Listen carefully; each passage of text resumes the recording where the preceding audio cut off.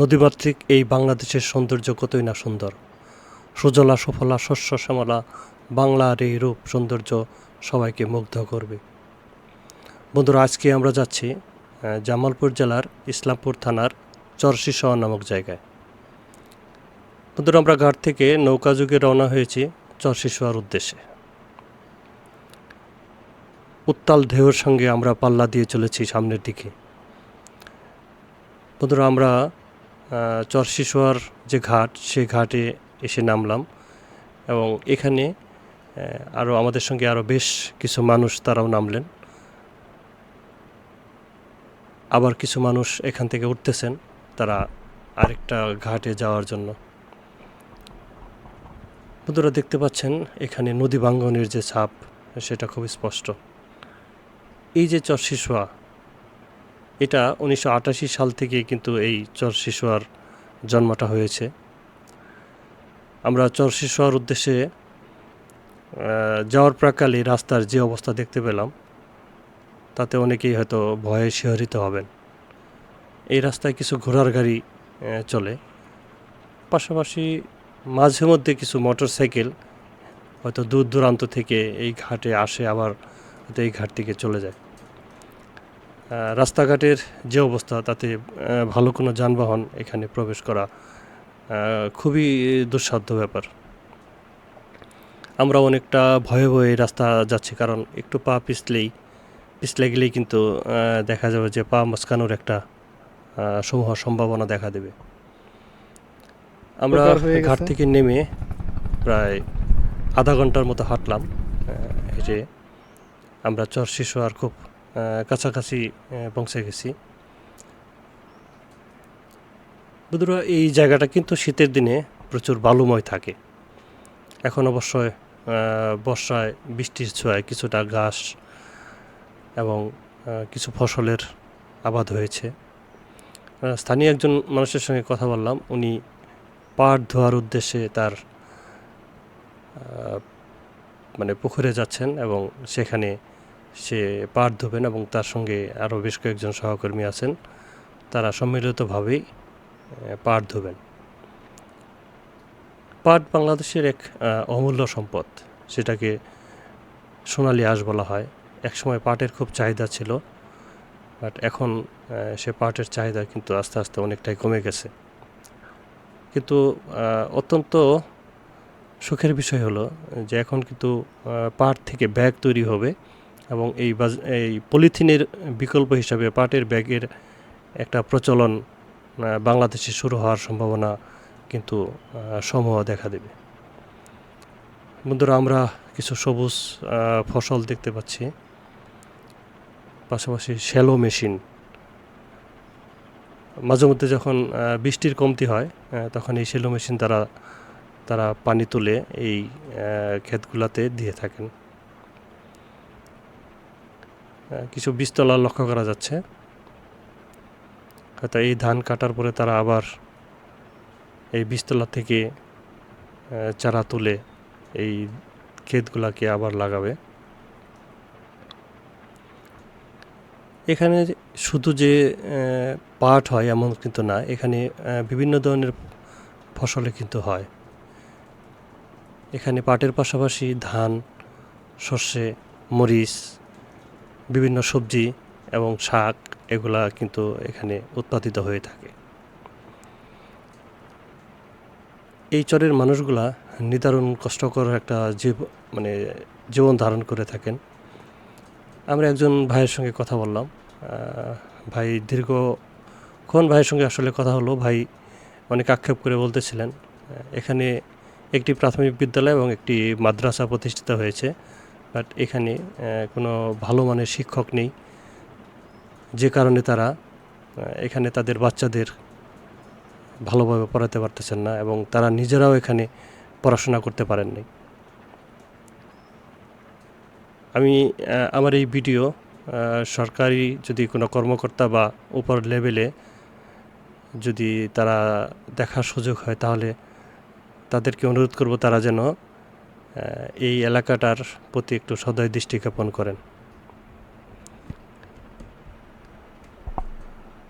বন্ধুরা, এই যে যুবক ভাইয়ের যে মুখে একটা প্রতিবাদের সুর, একটা আক্ষেপের সুর, সেটা কিন্তু আমাদের সবাইকে আন্দোলিত করে।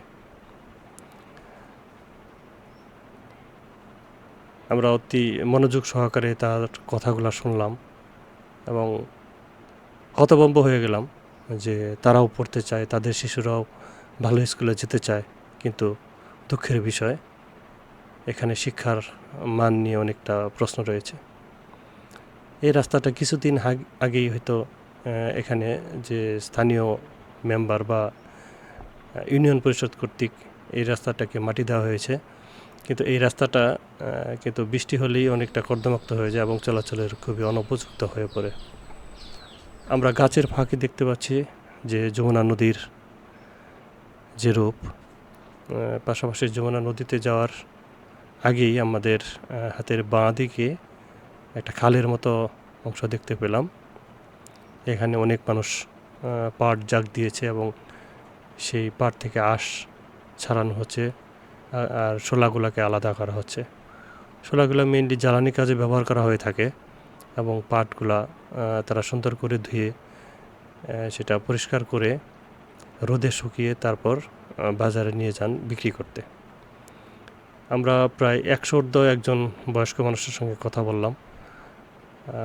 উনি এবং ওনার ছেলে, তারা দুজনেই পাট ধুচ্ছেন। আসলে এত বয়স্ক একজন মানুষ উনি কিভাবে এই কাজগুলো করছেন, আসলে সেটা আমাদের বোধগম্য হয়নি কারোর। আমরা অবাক হয়ে তাদের কথাগুলো শুনতেছিলাম এবং তাদেরকে দেখতেছিলাম।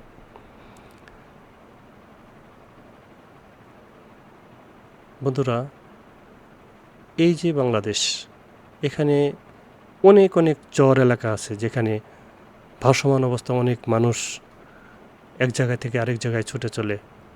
তেমনি আরেকটা ছুটে চলা মানুষের বাড়িতে আমরা এসে উপস্থিত হয়েছি। এই বাড়িটা কিন্তু খুবই নতুন। তারা রিসেন্টলি এই বাড়িতে আসছেন এবং তাদের ঘরদুয়ারগুলো অত্যন্ত পরিপাটি করে তৈরি করেছেন। এটা কিন্তু তাদের নিজস্ব জমি না, এটা অন্যজনের জমি। তারা এখানে আসছেন এবং আরেক ভাই বলতেছিলেন যে এটা তার শ্বশুর বাড়ির একটা জায়গা। আবার যাদের এখানে নিজস্ব জমি নেই তারা কিছুটা ভাড়ার মাধ্যমে জমি নিয়ে থাকেন।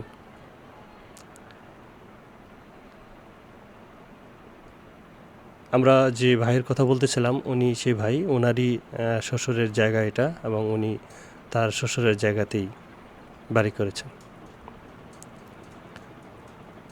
উনি বেশ কয়েকবার নদী ভাঙ্গনের শিকার হয়েছেন, তারপরে এখানে উনি এসেছেন।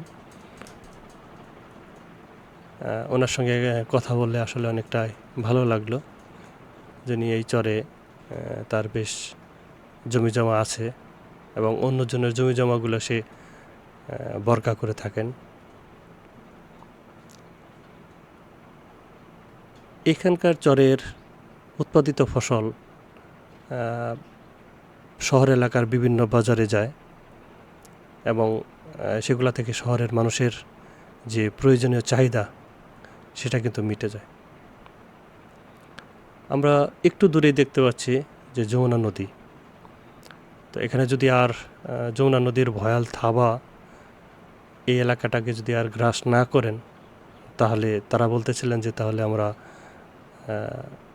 ইনশাল্লাহ ভালোই থাকব।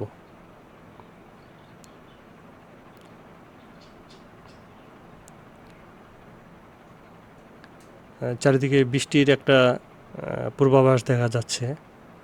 মাঝে মধ্যেই সূর্যটা মেঘের আড়ালে ঢাকা পড়তেছেন এবং আমরা যখন নৌকায় ছিলাম তখন কিছুটা ভিজে গিয়েছিলাম। ভারী বৃষ্টি হইতেছিল, মাঝে মাঝে কিছু ঝড়ো হাওয়া প্রায় দেখা যাচ্ছিল। আমরা অনেকটা ভয় পেয়ে গেছিলাম, যে কারণে সেই ছবিগুলো হয়তো বা আমি ঠিকভাবে নিতে পারিনি। আমার ছোটো ভাই বা আরও যারা ছিলেন তারা হয়তো এই ছবিগুলো নিয়েছেন। আমরা আসলে একসঙ্গেই একটা গ্রুপে ভিডিও করতে গিয়েছিলাম। আমরা একজন মুরব্বীর সঙ্গে কথা বলতেছিলাম। উনি আসলে বেশ কিছুদিন যাবতীয় চরে আছেন এবং ওনার কথায় আমরা যেটা বুঝতে পারলাম, আসলেই তার কাছে জিনিসটা এই জায়গাটা ভালোই লাগতেছে।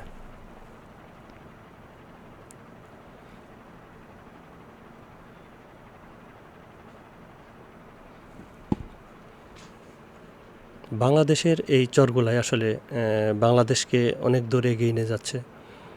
তাদের ফলানো ফসল, তাদের কষ্টার্জিত ঘামের বিনিময়ে যে ফসল, সোনালী ফসল তাদের ঘরে তোলেন এবং তাদের মাধ্যমে আমরা পেয়ে থাকি, এই বিষয়টা আসলে আমাদেরকে আলোড়িত করে। এই চর শিশুয়ার একমাত্র বাজার, যদিও এটা খুব বড় কোনো বাজার নয়, ছোট ছোট কিছু জিনিসপত্র এখানে পাওয়া যায়, নিত্য প্রয়োজনীয় জিনিস, তাও পুরোপুরি চাহিদা মেটে না, যে কারণে তাদের ইসলামপুরে বা অন্যখানে যেতে হয়। আমরা যার সঙ্গে কথা বলতেছিলাম উনি এ পর্যন্ত প্রায় 19 বার নদী ভাঙনের শিকার হয়েছেন। এর আগে উনি এক জায়গায় প্রায় 50 বছরের মতো জায়গায়, মানে একটি জায়গায় একটি চরে উনি ছিলেন, ওটাও চর শিশুয়ার একটা অংশ। আসলে ওনাদের জীবন চরম উত্থান পতনে ঘেরা। তো বন্ধুরা, আমরা অনেকটা কষ্ট করে আসলে এই চরে এসেছি, এই চরে কিছু ভিডিও নেওয়ার চেষ্টা করেছি এবং আপনাদেরকে দেওয়ার চেষ্টা করেছি। যদি আমার কথায় কোনো ভুলভ্রান্তি হয়ে থাকে তাহলে ক্ষমা সুন্দর দৃষ্টিতে দেখবেন। পাশাপাশি আমার ভিডিওটাকে একটু লাইক দিবেন, যাতে পরবর্তী ভিডিওগুলোকে